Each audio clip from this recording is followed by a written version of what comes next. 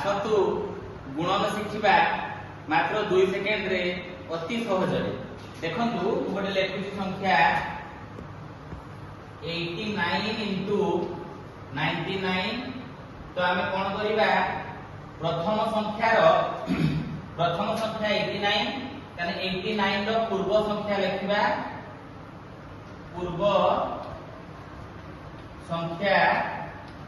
आमे जानिचे 88 तेनु 89 गुणन 99 करिया पे हेले तार पूर्व संख्या लिखिबा बाग एवं एठी आमे जो 88 लिखिले से 88 संख्या को 9 रु एवं याकू 9 रु वियोग करिबा 9 रु 8 गले 1 एई 9 रु 8 गले 1 तेनु आपणकर 89 into 99 रो गुणफल हे गला 88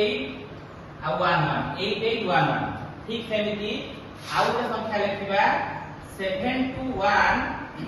into धरतु 99 तेबे यार पूर्व संख्या लिखिबा यार पूर्व संख्या हला 720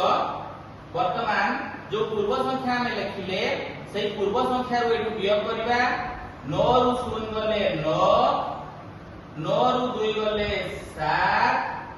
9 रु 7 गले 2 तेनु आपनकर गुणफल हे गेला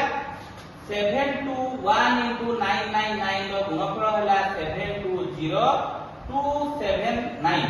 तेनु आउ गोटे गुणन करंतु